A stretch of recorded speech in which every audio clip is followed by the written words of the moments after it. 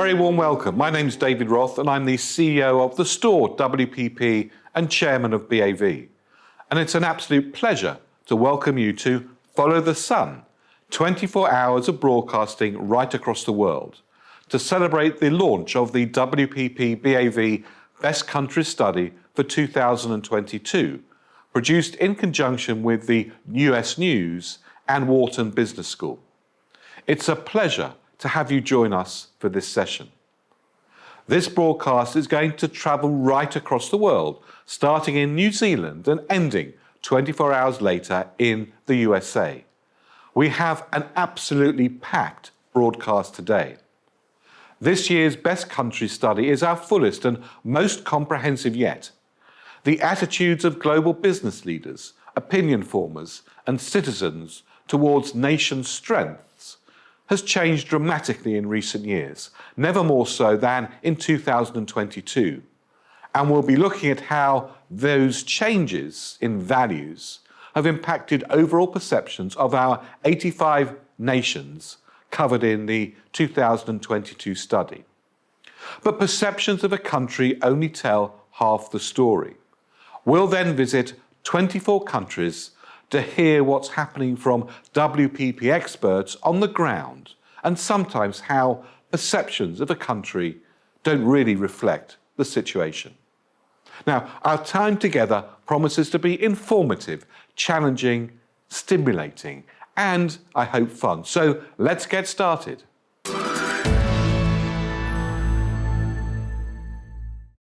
How a country is viewed around the world is of huge importance, politically, economically, and socially. It has the ability to contribute to both a nation's hard and soft power. The Romans understood this well. SPQR, an abbreviation for Centanus Populosque Romanus, was arguably the first country branding. It was an emblematic, abbreviated phrase referring to the government of the ancient Roman Republic.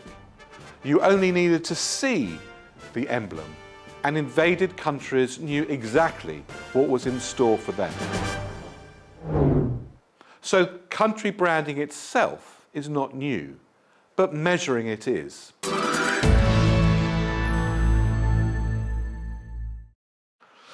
Now in our 7th year, the WPP BAV Annual Best Countries Rankings measures global perceptions of countries against a series of characteristics, impressions that have the potential to drive trade, travel and investment. They also directly affect brands. The study was developed by WPP BAV, the Wharton Business School of the University of Pennsylvania, and US News. The ranking is based on a large global survey which asks a range of people about how they perceive different countries against a range of key attributes. Country branding also has a significant impact on corporate and product brands. The words "made in" can instantly lend credibility and trust to a product or brand that a consumer hasn't previously encountered. That could be enough to convince someone to buy and beyond that, convince them to pay a premium. Likewise, "made in" can prove an instant turn-off if a consumer associates the country of origin with poor safety standards or sees it as being behind the times on social issues or workers' rights. But it's not just a one-way reaction. The perceptions and performance of brands abroad feedback into the development of the country itself. Additionally, willingness for corporates to invest vital FDI is also closely linked to the strength of a country's brand. As local brands and businesses succeed, they generate economic growth as well as lending further positive associations to their country's brand. There's a close relationship between how people feel about a country and their attitudes towards the brand they associate with that country. Strong countries fuel strong brands and vice versa. Think of France and Chanel. Both represent elegance, glamour and prestige. Chanel is intrinsically French and France is synonymous with Chanel. The same can be said of Italy and Ferrari, or Japan and Sony. In each case, brands and the countries are part of a virtuous circle, a symbiotic relationship. In fact, Germany is a really fine example of this symbiosis in action. Germany has come to represent the qualities of durability and engineering that brands like Bosch, BMW, Audi and Mercedes have shown the world that Germany can deliver. Brands can both shape and be shaped by the perceptions of their country of origins. Japan in the 1970s was known as a cheap manufacturing base, but now respected as a world leader for quality electronics and also technology, thanks largely to brands like Sony and Toyota. South Korea has taken a similar path, with Samsung and Hyundai demonstrating to the entire world what modern South Korea is and is doing, so creating consumer predisposition in international markets that favour other South Korean brands. There's a two-way reaction and a multiplier effect for both. This year's study quantifies the impact. We see that 83% of consumers globally agree that consumer brands play an important role in defining a country's culture. 78% also agree that the country a product is made in impacts my preference to purchase it. Our annual Best Countries ranking was first launched in 2016 at the World Economic Forum meeting in Davos, the world's largest gathering of global leaders and heads of industry and influence. It's now in its 7th year, and given how turbulent the past 7 years have been across the globe, enables us to see the impact of the changes. The Best Country ranking incorporates the views of close to 18,000 individual members of the public and business decision makers, surveyed in 85 countries across the world. This year's survey was completed in mid-2022. Collectively, the 85 countries in the 2022 rankings account for about 95% of global gross domestic product per capita and represent 80% of the world's population. Individuals surveyed for Best Countries were asked how closely they associated 73 attributes with a range of countries. These attributes were then grouped into 10 categories that were used to calculate the Best Countries ranking, and more on those attributes later. So come with me as we meet our first guests on our interview stage. Well, I'm very delighted now to be joined by Lord Jim O'Neill, the former Chief Economist of Goldman Sachs and a former government UK Minister and Chairman of Chatham House. Jim, Lord O'Neill, thank you very much indeed for joining us. My pleasure. Thanks for having me on. President Zelensky has said that the price we have to pay for avoiding a third world war is going to be higher energy bills, increases in the cost of living, and a reduction in living standards. And this comes at a time where we see from our BAV Best Countries study that softer values, sort of like quality of life and social purpose, are much more important in defining a nation's brand. But do you think that public opinion at the moment will pressurise governments to hold their current policies, or do you think they will start to look at alternatives? Nice, easy question that you start with. I don't know, because it is probably for my generation, never mind the younger generation, the first such issue of this scale and complexity that we've seen.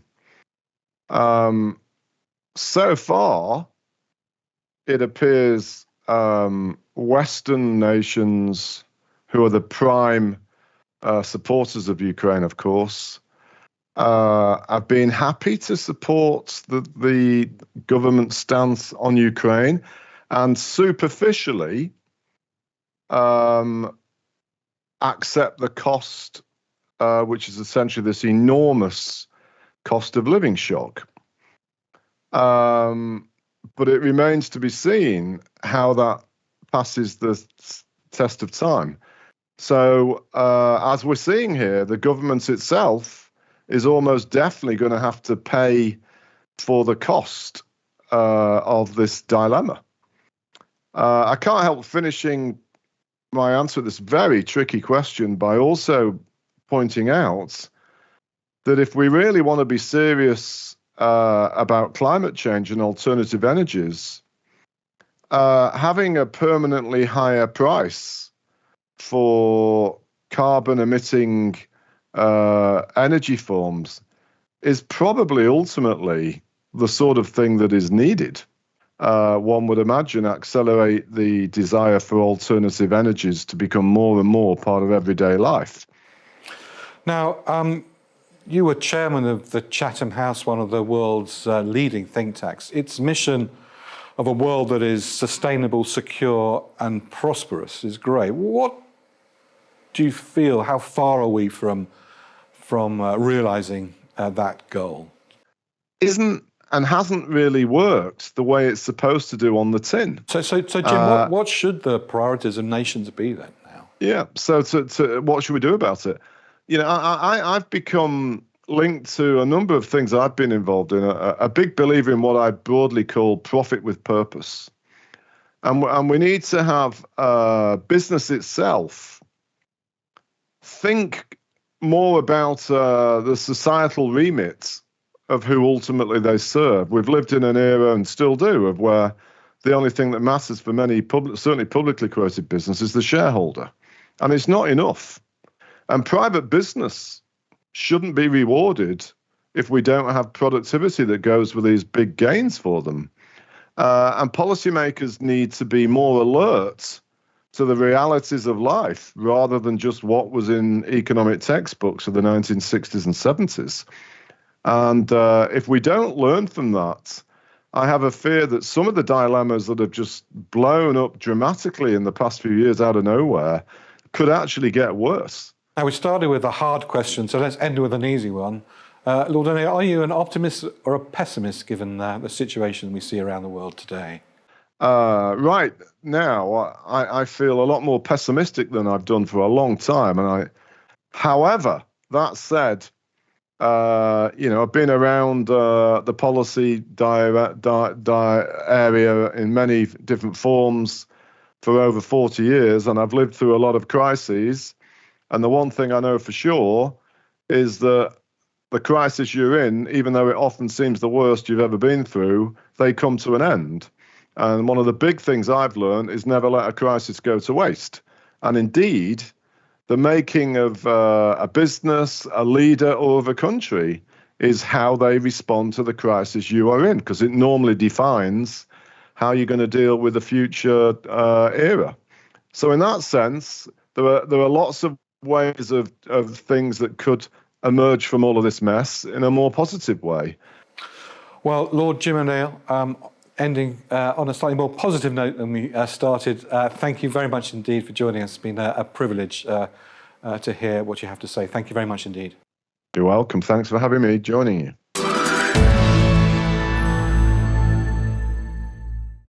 As we travel around the world together in our Follow the Sun broadcast, we'll be hearing news, views and insights from local WPP company colleagues in 24 of the 85 countries covered in the WPP BAV Best Countries study for 2022. Now, before we go to one of those countries, let's remind ourselves of the WPP BAV Best Countries 2022 rankings from the 85th down to the number 1 country.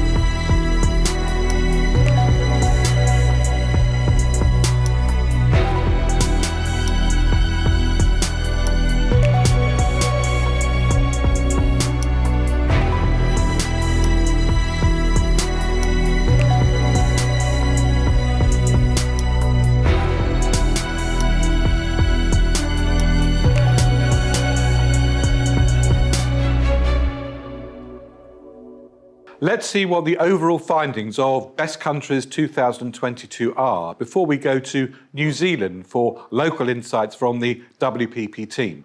And don't forget to download the Best Countries Metaverse experience for even more global insights from the address on your screen. Historically, military power and finance, banks and tanks were the attributes against which we measured a country's power in the world. Not anymore. So what does all this mean? It shows that a nation focused on providing great quality of life for its people, which cares about the rights and equality, and has a focus on entrepreneurship, is seen as having the most powerful nation brand. This reflects a world today and the factors that influence public perceptions and consumer decision-making, and by implication, a nation's political policy-making. So let's take a look at those 10 factors and their weights for 2022. Entrepreneurship, 14.2%. Cultural influence, 10.4%. Power, 5%. Heritage, 3.1%. Adventure, 5.5%. Quality of life, 14.5%. Open for business, 9.3%. Social purpose, 13.5%. Agility, 14%. Movers, 10.6%. So it's clearly no longer just tanks and banks that give a country influence around the world. Softer power, which comes about as a result of entrepreneurship and cultural exports, is increasingly making an impact.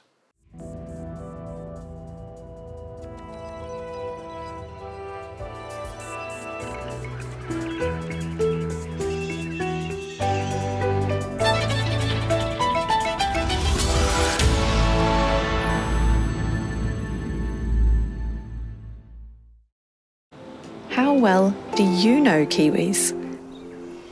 We like to think we're progressive and everyone's equal, but the truth is a different story. We live our heritage and embrace te reo Māori, but we still have a long way to go. Do you know what we really care about? Do you know how the world views us?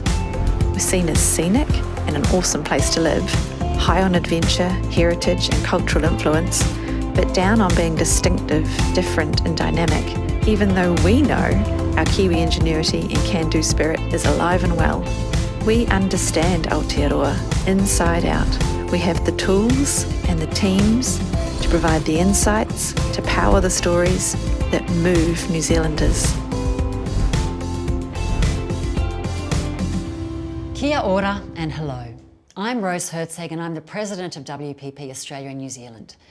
To my left today, I'm joined by Katie Riggs-Smith, the Chief Strategy Officer of WPP, and Kate Miller, Head of Client Engagement for VMLY&R Wellington. Now today we're going to be talking about the Brand Asset Valuator Best Countries data, and we're going to have a great conversation about New Zealand and what this data means. Let's get some context first, Kate Miller. VMLY&R in Wellington works a lot with the BAV data. Can you tell us a little bit about the data and how it's collected? Sure. So Best Countries is an annual BAV study that looks at measuring perceptions across 78 countries around the globe against a set of characteristics.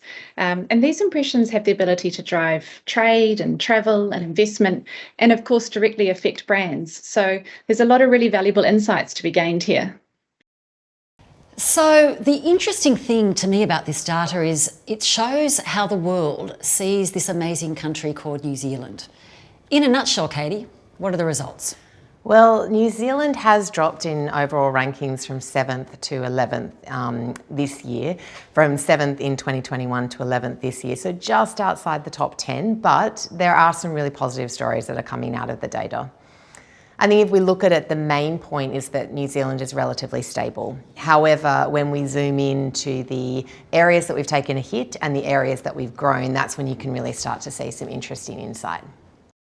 Yeah, I think for me, one of the biggest surprises when you look more closely is that social purpose as a factor is down this year, and it's down against 2021 and 2020. And that matters for society, but also because of the effect that social purpose as a factor has on defining a country's success. Social purpose as a factor is built on big attributes, things like caring about humanity, caring about the environment. So it's really central to how a country flourishes. And actually, if you look at the same data set globally, you can see its importance as a driver of GDP is up 10%, more so than any other driver. And further to that, Kate, another measure, an interesting one to look at is movers, because that's also well down on 2021. In fact, entrepreneurship and movers are both at the lowest they've been since the Best Countries started in 2016. However, we'll talk about that a little bit more. What we can see, if I bring some Kiwi ray of sunshine to this, we have actually seen that adventure, cultural influence and heritage are all up. And in fact, all three measures are the highest they've been in the last 7 years. So, Katie, what does all of this mean? Let's drill into some of these more positive aspects. Well, what we can see is that fun, friendly, cares about people, that's all on the increase. And, I think there are a few reasons for that, a few hypotheses, but every time New Zealand is mentioned on the global stage, it's done with warmth, and there is that real warmth around the New Zealand people. Credit to Tourism New Zealand as well, who has managed to keep the people and the culture at the forefront and made it seem accessible even at the last couple of years when it might not have been. Yeah, and I think what's been interesting for me on the flip side of that, I guess it's been disappointing to see some drop-offs in factors like distinctive or different or dynamic, because these are all really important factors that sort of define New Zealand's identity and our reputation for ingenuity or punching above our weight, that kind of Kiwi, number 8 wired Kiwi thinking, as we call it here. So it's been disappointing to see those drop off. And perhaps this is the Jacinda Ardern effect starting to wear off. Obviously, she was a bit of a surprise package when she became PM. There's been a lot of water under the bridge since then, not least of all COVID. So yeah, although she's having some challenges domestically, there's no doubt that on an international world stage, she's still really well respected and regarded. I guess what I'm saying is perhaps there's a bit of a difference between what we're feeling and sensing in New Zealand versus what the rest of the world has a perception of. But maybe that's starting to shift, and we're starting to see that impact the data here. So New Zealand has been a little bit out of sight, out of mind over the last 2 years with COVID. It's been quite isolated. Katie, is it time to unleash the magnificence of New Zealand onto the world again? Always. What we've seen in the Best Countries data is that New Zealand has taken a bit of a hit in the terms of progressive. And so when you couple that with the dips of dynamic and different, that's when you start to see that we've had this impact on social purpose and movers that Kate was talking about before. I also agree with Kate regarding the potential impact of the Jacinda effect waning. However, I also think it's just a huge impact of COVID and, the fact that we need to get New Zealand back out there. It's not that it's not politically progressive at all. We just need to make sure those stories are being told. Yeah, I think it's a really great sign that we're seeing an increase in the perception that New Zealand has a good, strong job market. That's interesting considering some of the things we're wrestling with here with regards to the cost of living or the housing crisis. But it is encouraging because we know that there's an acute workforce shortage, in particular in healthcare and even more so in aged care workers. So it's really encouraging that this perception is up, and it bodes well for international recruitment. So, Kate, I'm going into this next one with a little bit of trepidation. The data shows that the All Blacks' reputation has taken a bit of a hit. Now, that's got to hurt. What does that mean for New Zealand? Yeah, it does hurt a bit, although we have come off the back of a recent win. There's no doubt we haven't been on form. Look, if you look deeper at this, we can see that athletically talented as a factor is down. And we know that there's lots of great sport that flourishes in New Zealand, but there's no doubt that the All Blacks are one of our biggest sporting exports, and they haven't been at their best recently, although I'm confident they'll be beating the world again soon. And look, it'll be interesting to see what effect the 2023 Women's World Cup has on this data set, because that's going to put a lot more eyes on Kiwi sport and Kiwi culture globally. So some good news, Katie. The 2022 data had two attributes that really went up, the highest they've been in 7 years, and they were culturally accessible and culturally significant. Why is culture so important? Well, I'm going to leave the cultural chat to Kate, but the reason why I say it's so important is that it has both commercial and societal implications. So 85% of business consideration for any country in this study can be directly linked to cultural influence. And that's only followed by tourism at 75%. So the cultural influence piece for the power of New Zealand is really, really important. Yeah, it's been really exciting and encouraging to see the bigger shift and the bigger focus on Māori and Pacifica culture. And that spans across all of New Zealand society, from government to business to education. If you look at our health system, it's going through one of the biggest reforms of its kind with a view to make a more equitable, fairer health system for all. So some pretty exciting shifts going on. Obviously, still a long way to go with achieving true equality or even deep, true understanding, but exciting to see these shifts nonetheless. And if I look at some of the examples of what we're doing at VMLY&R in Wellington, we're really investing in creating more meaningful, deeper connections with our Māori and Pacifica partners. And we're looking at how we can learn more and celebrate and have more visibility of Te Reo Māori as a language as well. In fact, next week's quite a big week for Aotearoa, New Zealand, because it's Te Wiki o Te Reo Māori Week, where the whole country takes time to celebrate the language. And 2022, it marks the 50th anniversary since the signing of the Māori language petition. So, yeah, some exciting milestones and change happening here, albeit still a long way to go. So we've seen some really big highs and lows. We've talked a lot about the data, which is fantastic. Let's leave everybody with both of your watch outs and the opportunities. And I'll start with you, Katie. So I think that one, I want to see New Zealand back in the top 10 in the rightful place that it belongs to be, because it's such a magical country. And I think that we need to make sure that we capitalise on that cultural influence piece, given we see how strong an indicator that is for other areas of success in the country. So I'd love to see us capitalising on that, bringing that cultural influence back out and the stories that are so beautiful about New Zealand being told. And I think it is just a case now that we can get to New Zealand that people will remember and bring it to the fore in that global stage. And I think the watch out is if we rest on any laurels and that we don't continue to bring the contemporary New Zealand out. Yeah, and I think it's a really exciting opportunity for businesses and organisations to lean into understanding what they can take from those values and principles that steer Māori and Pacifica cultures and do that in a way that's really meaningful for their business. And I guess the watch out is doing that in a way that's just ticking a box. You need to make sure that you're creating meaningful change across all layers of your organisation and your business so that it can start to influence all of the work that you do. So that's the picture from New Zealand. I want to thank Katie Riggs-Smith and Kate Miller for joining me in what's been a fascinating conversation on the Brand Asset Valuator Best Countries Index.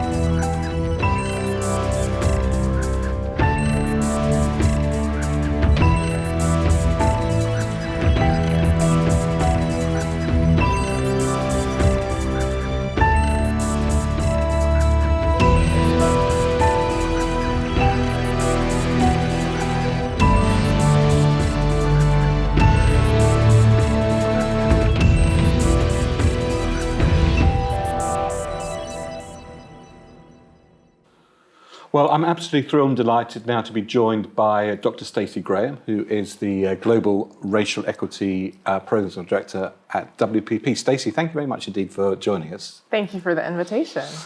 This year we see social purpose becoming significantly important, which is a good thing. Why do you think that's so? I believe in the survey you define social purpose around a few categories, such as caring about gender and racial equity, the environment, human rights, and so forth, right? And what we understand about humans is we have an innate desire to have a reason for being. That's another word for purpose. So I'd say if we look at what's happened in the world in the last 2.5, 3 years, that is definitely catapulted into the mainstream. We have all these things coming together that are pinpointing, illustrating how we're failing as a collective. And do you think that failure as a collective is something that's now being exposed right across the globe? Absolutely. I would say that even before 2020, we could see it happening, but there's something about a restriction of freedom of movement, right, that makes people sit at home and have nothing else to do but recognize and look into everything that's wrong with the world, if you will. And so I think that it's on people's minds. What does it mean to be in a collective when I'm sitting at home and can't leave my house anymore? What does it mean to really be connected as a society? How do we care for the most vulnerable? And to be really honest, with COVID-19, we didn't do a great job of that. So I think people are asking different questions than they were 2 to 3 years ago. And I think I found it quite interesting to see the relationship between this movement, I mean, let's call it a movement, coming from the population upwards. Absolutely. I mean, we also see that some of our health officials do move more politically than we would have expected.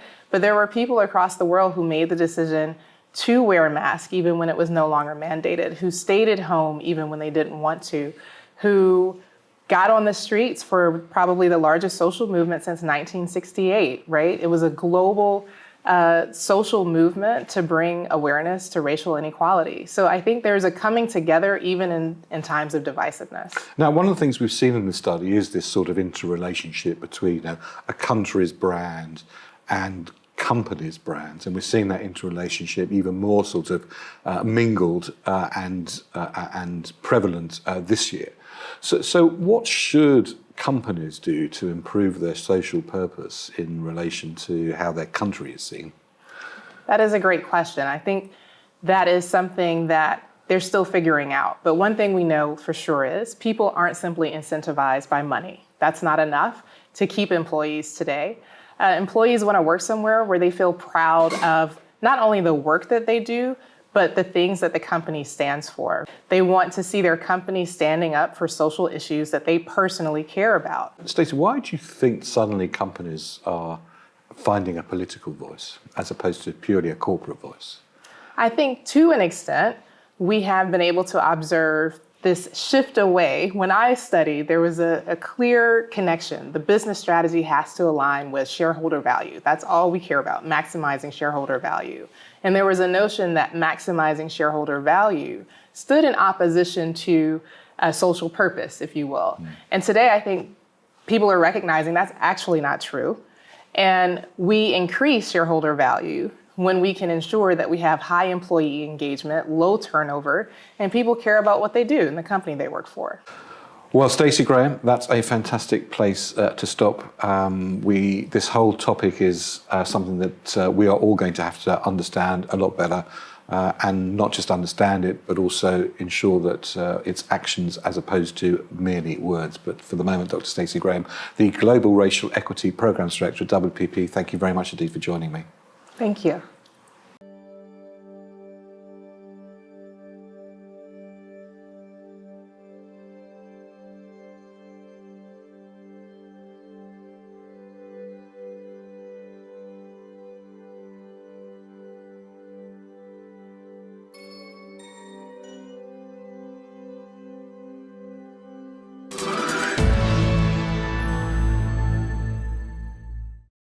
Hello and a very warm welcome. My name's David Roth and I'm the CEO of the store WPP and Chairman of BAV. Thank you very much indeed for joining me in this very special metaverse experience. exploring the WPP BAV Best Countries 2022 study in conjunction with Wharton Business School and US News. Here we are in the Arrivals Hall, where you'll be able to discover the key insights from this year's study relating to global trends. Here you'll also find exclusive interviews with global experts and analysis of the data. And what a year we've had. There have been a lot of changes from last year. From here you can also go and visit the 85 countries that are ranked in this year's report. Each of those countries have their own individual room where you can explore a wealth of data and insights into each individual country. You might well see some surprises along your journey. And in the departure area, you can discover more about the study itself. Enjoy your trip around the BAV Best Countries 2022 Metaverse.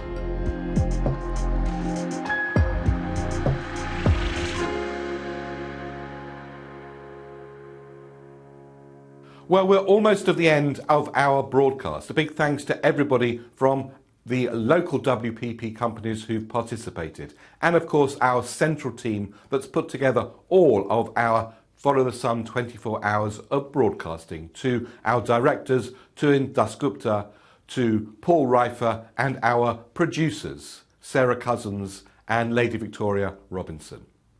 Well, all it's left for me, David Roth at WPP, to say thank you very much indeed for joining, and the next broadcast follows shortly on the hour.